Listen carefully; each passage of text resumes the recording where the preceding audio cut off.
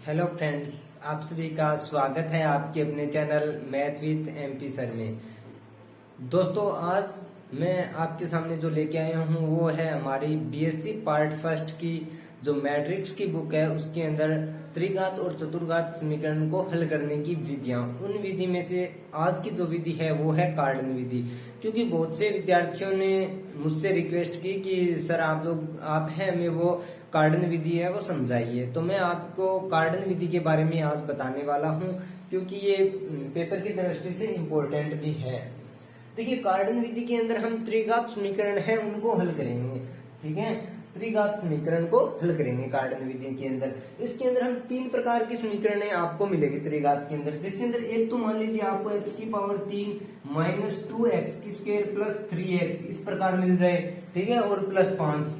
यहाँ पे देखिए क्या अंतर है, यहाँ पे x की पावर 3 का पद भी है, x की पावर 2 का पद भी है और x की पावर 1 का पद भी है और अचर पद भी है। ठीक है, और दूसरा ऐसा भी मिल सकता है आपको x की पावर 3 माइनस एक्स की स्क्वायर प्लस 5 बराबर 0। इसके अंदर आप देखोगे तो आपको क्या चेंजिंग लग रही है कि आपके पास जो x का पद है वो नहीं है, एक्स की स्क्वायर का पद है, एक्स की पावर 2 का, एक्स की पावर 3 का पद है, एक्स का स्क्वायर का पद है और अचर पद है। उसके अलावा जो एक्स की पावर एक्स है वो नहीं है आपके पास। और एक तरीका ये भी हो सकता है एक्स की power 3 minus x minus 2x plus 3 बराबर 0। देखिए, इसके अंदर आप देखोगे तो आपको क्या मिलेगा कि एक्स की स्क्वायर का पद नहीं है। एक बार आपके पास 4 पद है, उसके बाद 3 पद, ये 3 तरीके से आपको मिल सकते हैं। क्योंकि त्रिघात समीकरणों को हल करने की विधि है तो ये तो मिलेगा आपको पहला पद, यानी x की पावर 3 का पद तो आपको मिलेगा। एक बार 2 का पद गायब मिलेगा आपको, और एक बार x की पावर 1 का पद गायब मिलेगा, और एक होगा उसके अंदर आपको तीनों मिलेगी। इस प्रकार से 3 तरह के क्वेश्चन है वो आपको यहाँ पे मिलेंगे। सबसे पहले हम विधि के बारे में बात करेंगे। तो ये हमारा पहला एग्जाम्पल है वो मैं आज आपको कराने वाला हूं, जिससे आपको विधि समझ में आ जाएगी। तो दोस्तों, सबसे पहले तो मैं आपको बता दूं कि कार्डन विधि के लिए आपके पास x की स्क्वायर का पद है वो नहीं होना चाहिए। यदि है तो आपको हटाना है x की स्क्वायर का पद, दूसरा पद है वो पद आपको हटाना है। यदि है तो, नहीं है तो कोई दिक्कत नहीं होगी, आप डायरेक्ट कार्डन विधि से हल करना स्टार्ट करोगे तो आपका क्वेश्चन हल हो जाएगा।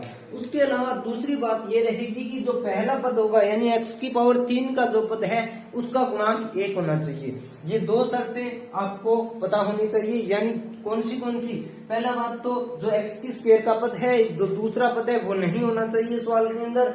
और दूसरी ये रहेगी कि x की पावर 3 का जो गुणांक है वो क्या मिलना चाहिए, आपको 1 मिलना चाहिए।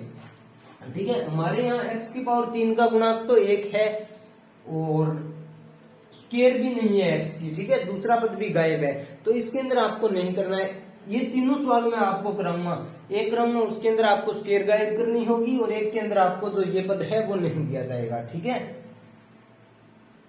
यहाँ पे स्क्वायर ये तो हो गया ना, ये सही है। ठीक है, तो देखिए तीनों को हम हल करेंगे। सबसे पहले तो हम पहले एग्जाम्पल को हल करेंगे, उसके बाद आगे इस प्रकार के एग्जाम्पल है जिससे आपको तीनों तरीके के सवाल हल हो जाएंगे। ठीक है, तो देखिए सबसे पहले आपको इस सवाल के अंदर क्या करना है, इस सवाल के अंदर आपको एक पद मानना है। मान लीजिए मैं मान रहा हूं x बराबर क्या होगा, u की पावर 1/3 प्लस v की पावर 1/3, ये हमने माना है। ठीक है, माना x बराबर क्या होगा, क्योंकि इसकी हमें कार्डन विधि से ज्ञात क्या करना है, एक तो ये चीज आपको पता होनी चाहिए। इसके अंदर हमें मूल ज्ञात करने हैं इस समीकरण के।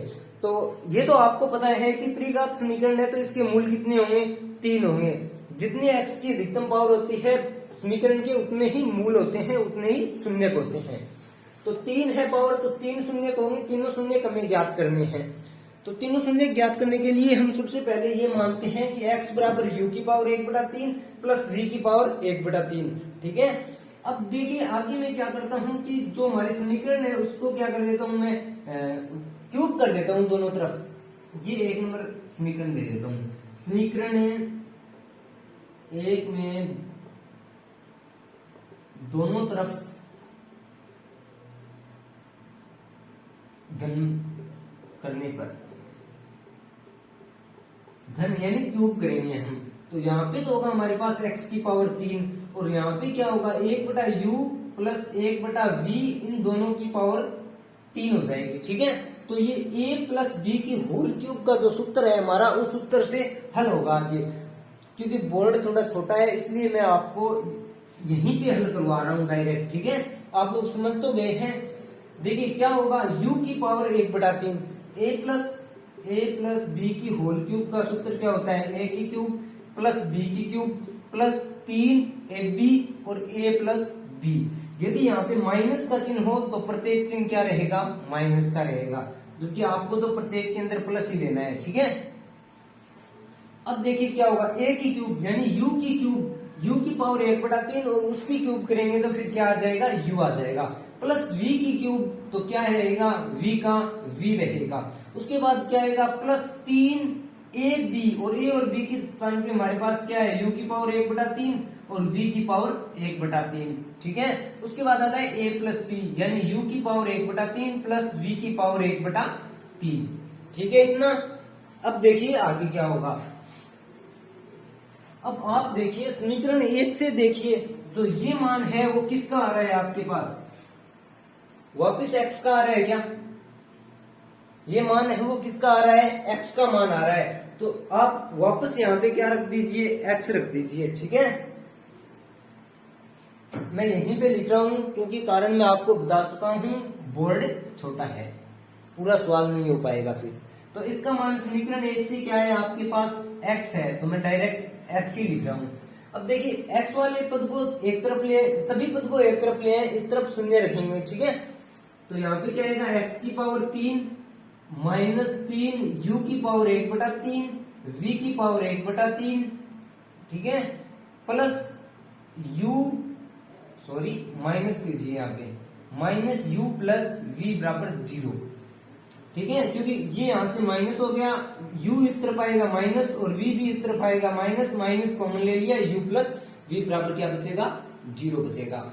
अब देखिए यदि x बराबर ये है और ये समीकरण है, तो आप बताइए u और v है वो नीचे दी गई समीकरण के क्या है, मूल होंगे क्या, या फिर देखिए आप एक चीज और देखिए, मैं इसको समीकरण दे देता हूं क्या, 2 नंबर समीकरण दे देता हूं। अब आप लोग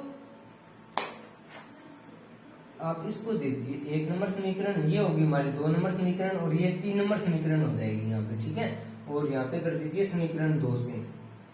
अब देखिए समीकरण 3 और 1 है ना, उनकी आप लोग तुलना कीजिए। समीकरण 1 और 3 की क्या करेंगे, तुलना करेंगे। तुलना करने पर हम क्या मिलता है कि x की पावर 3 x की पावर 3 ये बराबर है, और x का जो गुणांक है, सॉरी यहाँ पे x हो रहा है, x का गुणांक है ना वो यहाँ पे तो है 15 और यहाँ पे क्या है 3, u की पावर 1/3 v की पावर 1/3। तो तुलना से समीकरण 1 व 3 की तुलना करने पर ये हमारी कौन सी है, कार्डन विधि होगी। ठीक है, करने पर सब सवालों में इसी प्रकार से हल करना है। तुलना करेंगे समीकरण 1 और 3 की, तो देखिए 15x ये क्या किसके बराबर होगा, 3 u की पावर 1/3 v की पावर 1/3। तो यहां से हमें क्या मिलेगा, u की पावर 1/3 v की पावर 1/3 बराबर क्या मिलेगा दोस्तों, 5 मिलेगा। क्योंकि 3 u की पावर 1/3 v की पावर 1/3 बराबर क्या है हमारे पास 15 होगा, क्योंकि यहाँ पे x, ठीक है, x के तो गुणांकों की तुलना कर रहे हैं, ये बराबर होगा दोनों। देख लीजिए, समझ में आ गई ये बात। अब देखिए 3 इस तरफ भेज देंगे तो 15 के अंदर 3 का भाग जाएगा, कितना बचेगा, 5 बचेगा। ठीक है, और ये माइनस का है, ये भी माइनस का है, तो प्लस का आ जाएगा। ये बात आप लोगों को समझ में आ गई होगी। तो देखिए यदि ये है, यदि मैं दोनों तरफ क्यूब कर दूं तो u और v है, ये कितना आएगा आपके पास, 5 की क्यूब आएगा। 5 की क्यूब कितना होता है, 125 होता है। ठीक है, ये आएगा 125। उसके बाद देखिए आगे अचल पद की तुलना करेंगे तो वहां पे आपको मिलेगा u प्लस v बराबर कितना मिलेगा, 126 मिलेगा। ठीक है, इतना सवाल हमारा यहां तक कंप्लीट हो जाता है। अब देखिए u और v है, मैं एक ऐसी समीकरण का निर्माण कर रहा हूं, नई समीकरण, जिसमें u और v उसके क्या होंगे, शून्यक होंगे, मूल होंगे। तो आप बताइए, एक द्विघात समीकरण है वो लिख रहा हूं मैं आपके सामने। देखिए x की square plus alpha plus beta गुना एक्स, ये हम लोग छोटी कक्षा के अंदर पढ़ के आए हैं ना, अल्फा प्लस बीटा गुना एक्स प्लस अल्फा बीटा। ये कौन सी समीकरण है? यह वह समीकरण है जिसके मूल क्या है? अल्फा और बीटा है।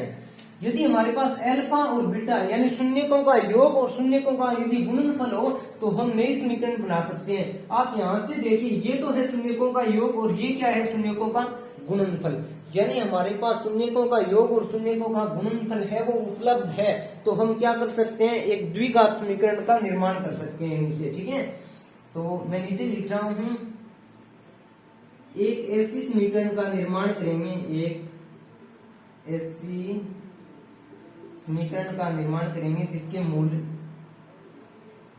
या फिर ऐसा लिख दूं कि निम्न समीकरण ऐसी समीकरण है जिसके मूल क्या है? u और v है। या फिर मैं ऐसे ही लिख देता हूं, एक ऐसी समीकरण है,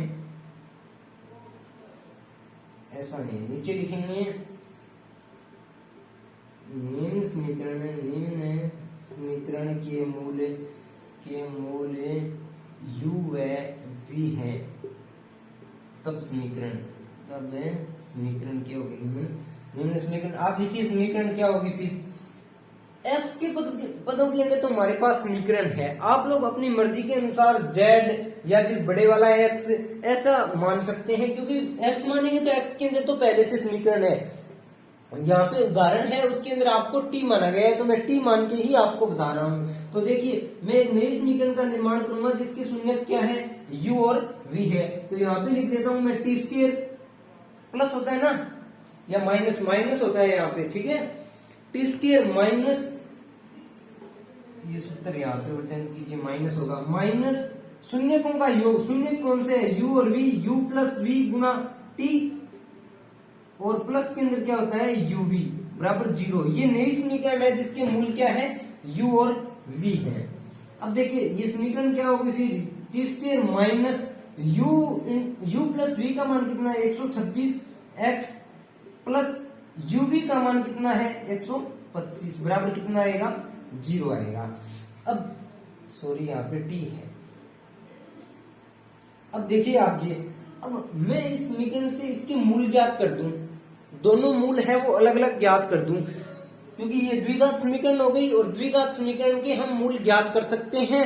तो यदि मैं इस समीकरण के मूल ज्ञात कर दूंगा तो आप बताइए u और v का मान हमारे पास प्राप्त हो जाएगा क्या? एक तरफ तो मैंने बोला है कि जो समीकरण है इसके मूल क्या है? u और v है, और दूसरी तरफ मैं इस समीकरण के मूल ज्ञात कर दूं तो फिर वो मान क्या होगा? u और v के तो मान होंगे। इस समीकरण के मूल क्या है? uv है, और इस समीकरण के मैं मूल है वो ज्ञात भी कर दूं चर संख्या के अंदर, जैसे 5 और 3, ये मैं ज्ञात कर दिया, तो एक तो u 5 हो गया या v 3 हो गया।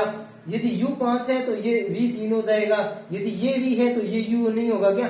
ठीक है, देखिए तो आगे किस प्रकार करेंगे। अब आप जानते हैं द्विघात समीकरण के मूल कैसे ज्ञात करते हैं। अब बताइए 126 के ऐसे टुकड़े करेंगे कि जोड़ने पे तो कितना आएगा? 126 आएगा, और गुणा करने पे कितना आएगा? 125 आएगा। तो 126 के मैं टुकड़े कर रहा हूं, वो देखिए क्या होंगे? टी स्क्वायर माइनस 1t और माइनस 125t और प्लस के 125 बराबर कितना आएगा? 0। 1 और 125 126 हो गए और गुना 125 हो गया। ठीक है, यहां से देखिए t कॉमन ले रहा हूं तो क्या बचेगा? t माइनस 1 बचेगा, और यहाँ पे माइनस 125 कॉमन ले रहा हूं तो क्या बचेगा? t माइनस 1 बचेगा बराबर 0। तो अब आप बताइए, यहां से एक तो आएगा t माइनस 1 और एक आएगा t माइनस 125 बराबर 0। तो यहां से t बराबर आएगा 1 और t बराबर कितना आएगा? 125 आएगा। ठीक है, ये आगे हमारे t के दो मान जो समीकरण के मूल हैं। यदि 1 और 125 समीकरण के मूल है, इधर मैं ये बोल रहा हूं कि u प्लस v और uv समीकरण के मूल है, तो आप बताइए u और v के मान क्या होंगे? मैं मानता हूं u का मान कितना होगा? 1 होगा, तो v का मान कितना होगा? फिर 125 होगा। तब क्या होगा? u बराबर क्या होगा? 1 और v बराबर कितना होगा? 125। 25। अब देखिए u और v के मान है वो मैं यहाँ पे लिख रहा हूँ समीकरण 2 में। यदि u और v के मान में समीकरण 2 में रख दूं तो हमारे पास x का मान आ जाएगा जो उपयुक्त जो कार्टेल विधि के लिए हमने समीकरण लिया है उस समीकरण का एक मूल होगा। ठीक है, क्योंकि x बराबर आएगा वही तो मूल होता है। अब देखिए मैं यहां से लिख रहा हूं u व v के मान समीकरण 2 में रखने पर, समीकरण 2 में रखने पर यदि u और v के मान में समीकरण 2 में रख दूं तो आप बताइए x बराबर कितना आएगा, u की पावर 1/3 यानी 1 की पावर 1/3 कितना रहेगा 1 प्लस v की पावर 1/3। यदि v का मान 125 है तो 125 की पावर 1/3 कितना आएगा 5। तो आप बताइए x बराबर कितना आ गया 6।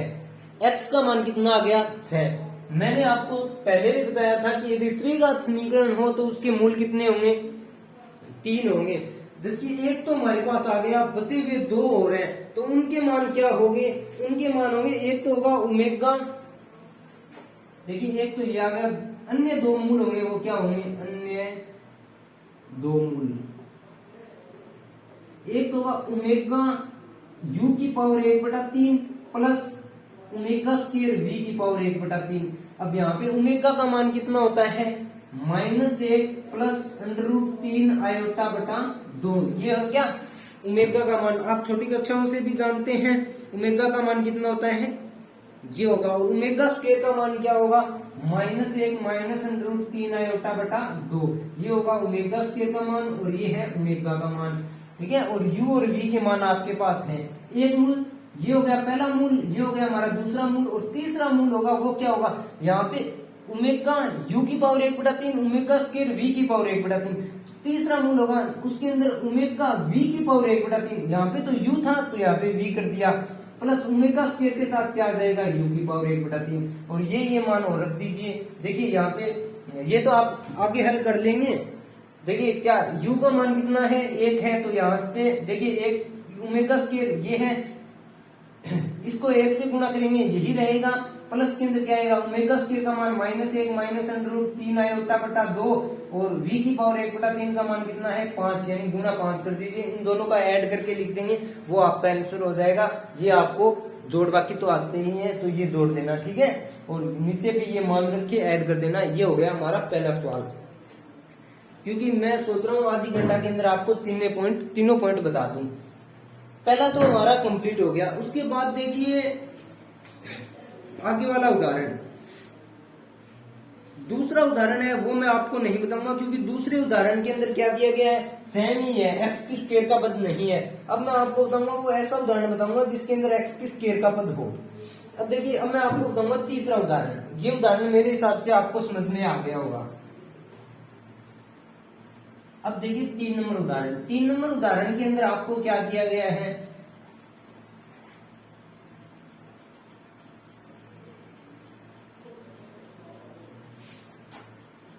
नो एक्स की पावर 3 प्लस 6x की स्क्वायर माइनस 1 बराबर 0 दिया गया है। ठीक है, और कार्टेल विधि से आपको इसको भी हल करना है। अब देखिए पहले और इसके अंदर क्या फर्क है, मैंने आपको बताया था कि x की स्क्वायर का पद गायब होना चाहिए। आपके पास x की स्क्वायर का पद है तो आप पहले x की स्क्वायर के पद को गायब करेंगे। तो यदि आपके पास यदि आगे जो x का पद है वो और होगा, x का पद होगा ना, तो वहां पे तो हम संश्लेषित विधि लगाएंगे। जबकि यदि आपके पास x का पद नहीं होगा तो आप एक और तरीके से भी हल कर सकते हैं। कैसे, आप रखिए x के स्थान पे क्या रख दीजिए 1 बटा कैपिटल X, क्योंकि x के स्थान पे आप नया कोई मान रखोगे तो वो आपको क्या मिलेगी, एक नई समीकरण मिलेगी। तो आप x के स्थान पे या तो 1 बटा कैपिटल X लिख दीजिए या 1 बटा Z लिख दीजिए आपकी हमारी बुक के अकॉर्डिंग। तो मैं 9 का 9 मैं लिख देता हूँ x बराबर 1 बटा Z समीकरण 1 में प्रतिस्थापित करने पर यानी रखने पर, तो यहाँ पे क्या आएगा 9 और 1 बटा Z की पावर 3 प्लस 6 1 बटा Z की पावर 2 आएगा, क्या स्क्वायर आएगी, ठीक है, और माइनस 1 बराबर 0 आएगा। अब देखिए Z मैं पूरी की पूरी समीकरण को किससे गुना करते हैं, z की पावर 3 से गुना कर देता हूँ। तो यहाँ पे देखिए क्या आएगा, 9 आएगा सिर्फ, क्योंकि z की पावर 3 से, ये समीकरण 2 लिख दीजिए, समीकरण 2 को z क्यूब से गुना करने पर यदि मैं इसको z क्यूब से गुना करूं तो यहाँ पे आएगा 9 प्लस यहाँ पे क्या आएगा 6z आएगा, और माइनस के अंदर क्या आएगा z की पावर 3 बराबर 0। अब मैं पूरी समीकरण से माइनस कॉमन ले लेता हूं, क्योंकि z है वो सबसे पहले आ जाए z की पावर 3। तो यहाँ पे क्या आएगा z की पावर 3, ये माइनस के 6z हो जाएंगे, और माइनस 9 बराबर क्या हो जाएगा 0 हो जाएगा। यदि अब आप देखें तो ये सवाल पहला उदाहरण बन गया है, पहला उदाहरण बन गया है क्या ये सवाल। अब सेम टू सेम आप पहले उदाहरण की तरह हल करेंगे, क्योंकि यहाँ पे अचर कौन सा है, z है, तो z बराबर क्या रख दीजिए, u की पावर 1/3 प्लस v की पावर 1/3, और जो पहला सवाल कंप्लीट किया है उसी प्रकार से आप लोग क्या कीजिए, z के इस बार किसके मूल आएंगे, z वाले समीकरण है तो z के मान आएंगे, इस समीकरण के मूल आएंगे, क्या नंबर आएंगे, 3 नंबर समीकरण के मूल आएंगे z से, ठीक है। तो देखिए z के जो मान आ रहे हैं वो मैं आपको डायरेक्ट बुक से लिख रहा हूं, आपकी बुक से।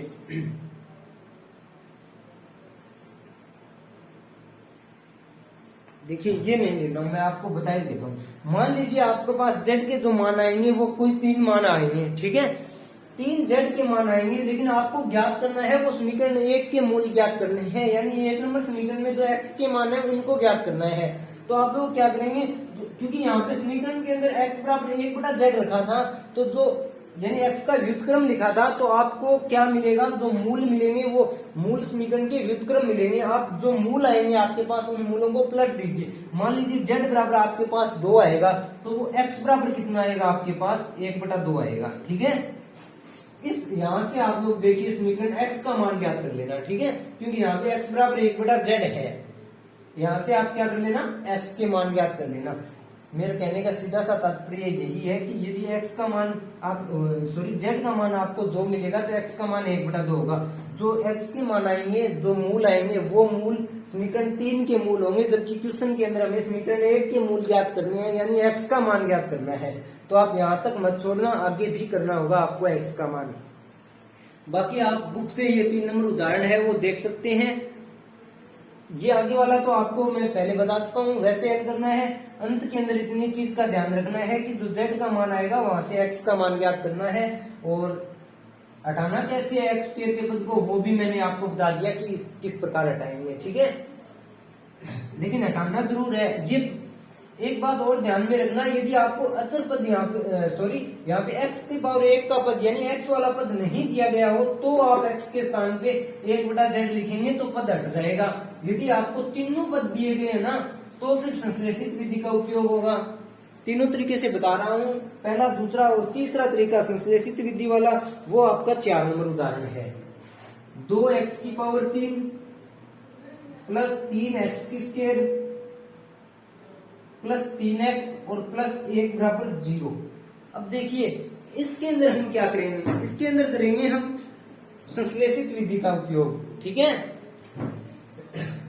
3 तरह के सवाल थे। पहला सवाल सीधा कार्डन विधि का यूज हुआ था। दूसरा, यदि आपके पास x वाला पद ना हो तो आप लोग x के स्थान पे 1/z लिखेंगे, जिससे आपका क्या है x की स्क्वायर का पद हट जाएगा। तीसरा तरीका, यदि तीनों पद हो तो आपको लगानी पड़ेगी संश्लेषित विधि, और संश्लेषित विधि के अंदर आपको एक x ज्ञात करना होता है, और x का मान कितना होता है दोस्तों, x का मान होता है -a/a0, ठीक है। आप बताइए a क्या है, a0 है वो है x की पावर 3 का गुणांक, और x की a1 है वो है x की पावर जो 2 है ना उसके गुणांक का 1/3। a0 क्या होगा, x की पावर 3 के गुणांक का 1/3 होगा, ठीक है, 1। और 0 क्या होगा, a0 क्या होगा, x की पावर 3 का गुणांक होगा, ठीक है।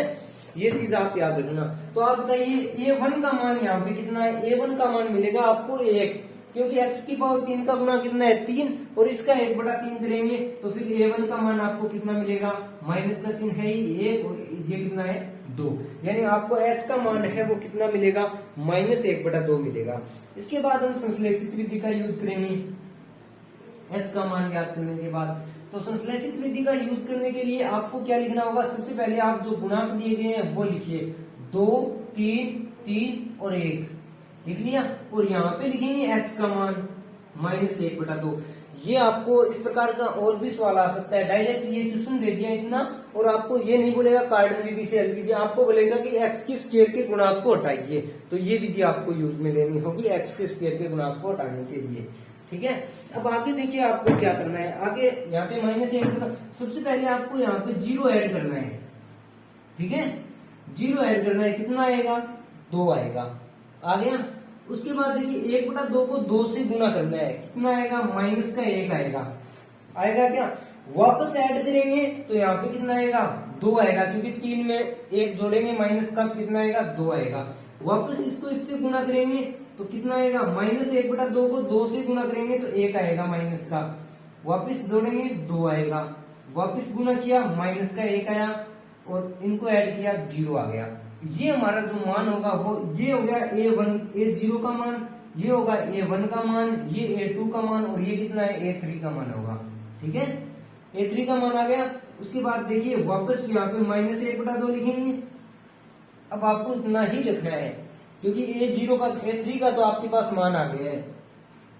अब देखिए वापस सबसे पहले आपको 0 ऐड करना है, उसके बाद जो आंसर आएगा उसको इससे गुणा करेंगे, कितना होगा, 1/2 को 2 से गुणा करेंगे माइनस का 1 आएगा, इन दोनों को ऐड करेंगे 1 आएगा, इससे वापस गुणा करेंगे माइनस के 1/2 आएगा, और 2 और माइनस का 1/2 इन दोनों को ऐड करेंगे तो कितना आएगा, 3/2 आएगा।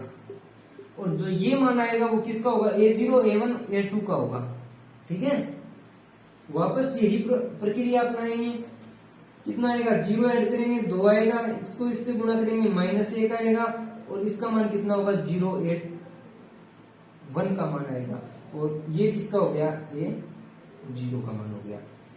देखिए इस प्रकार आपको ये करना है, ये प्रोसेस करनी है कंप्लीट। अब आपका देखिए जो दूसरा पद नहीं होता है A1 होता है, वो आपके पास 0 आ गया है। ठीक है, अब आपको समीकरण बनानी होगी, नहीं, वो समीकरण क्या होगी, आप किसके पदों में, Z के पदों में बना सकते हैं, कैपिटल X के पदों में बना सकते हैं, मैं Z के पदों में बना रहा हूं। क्या होगा, A0 Z3 plus A1 Z² plus A2 Z plus A3 बराबर 0, ये समीकरण बनेगी। तो A0 का मान आपके पास कितना है, 2 Z3। ठीक है, प्लस A1 का मान 0 को Z² से गुणा करेंगे, ये कैंसिल हो गया। A2 का मान कितना है, 3/2 Z आएगा। ठीक है, और फिर A3 का मान वापस 0 हो गया, बराबर कितना है, 0। अब देखिए आपको यहाँ पे कार्डन विधि लगाने की आवश्यकता नहीं होगी, Z का मान 1/V 1/U मानने की आवश्यकता नहीं होगी, क्योंकि आप Z का मान यहाँ से डायरेक्ट भी ज्ञात कर सकते हैं। यहाँ से Z कॉमन लोगे, कितना बचेगा, 2Z² प्लस 3/2 बराबर कितना आएगा, 0। तो यहाँ से यदि मान ज्ञात करोगे तो डायरेक्ट मान ज्ञात हो रहे हैं। Z का मान 1 तो आएगा 0, 1 आएगा, Z² बराबर कितना होगा, -3/2, यहाँ पे 2Z² आएगा ये। ठीक है, और Z² का मान कितना होगा, -3/4, तो Z का मान कितना होगा, ±√3 आयोटा 2 आएगा। ठीक है, और ये आपके पास Z का मान आ गया, और यहाँ से आप Z का मान आ गया, आपको ज्ञात करना है X के मान। ठीक है, Z के 3 मान आ गए, आपको X का मान ज्ञात करना है। तो X का मान ज्ञात करने के लिए आपके पास सूत्र है, वो क्या सूत्र रहेगा, देखिए Z बराबर होगा H माइनस एक्स, शायद यही है, बाकी मैं कंफर्म कर लेता हूं एक बार। Z बराबर होता है, X माइनस H होगा, X माइनस H। Z बराबर क्या होगा, X माइनस H होगा। ठीक है, तो जो आपके पास आपको X का मान ज्ञात करना है, तो X बराबर क्या होगा, Z प्लस H होगा। अब X का Z का जो मान आया उसके अंदर X को ऐड H को ऐड कर दीजिए, जो आंसर आएंगे वो X के हो जाएंगे। ये हमारी कार्डन विधि है, वो कंप्लीट होती है 3 सवालों के अंदर। ठीक है, यदि आपको यहाँ पे देखिए, यहाँ पे तो डायरेक्ट आंसर मिल रहा है, यदि कोई सवाल ऐसा आ जाए जिसके अंदर आपको क्या मिले, आगे के पद और मिले, जैसे यहाँ पे 3 आ गया बराबर 0, ऐसा यदि कोई सवाल आ जाएगा तो फिर आपको Z बराबर U की पावर 1/3 V की पावर 1/3 मानकर ही हल करना होगा। बाकी आपकी कार्डन विधि के तीनों तरीके हैं वो कंप्लीट हो चुके हैं। यदि आपको कोई और सवाल ऐसा हो जो नहीं आ रहा हो तो आप मुझे वो जरूर शेयर करें, मैं आपको वो सवाल भी कंप्लीट कराने का प्रयास करूंगा। ठीक है, मेरे हिसाब से आप लोगों को कार्डन विधि अच्छे से समझ में आ गई होगी। यदि नहीं आई है तो मुझसे कांटेक्ट करिए, मैं आपको कुछ और बता दूंगा। ठीक है दोस्तों, धन्यवाद।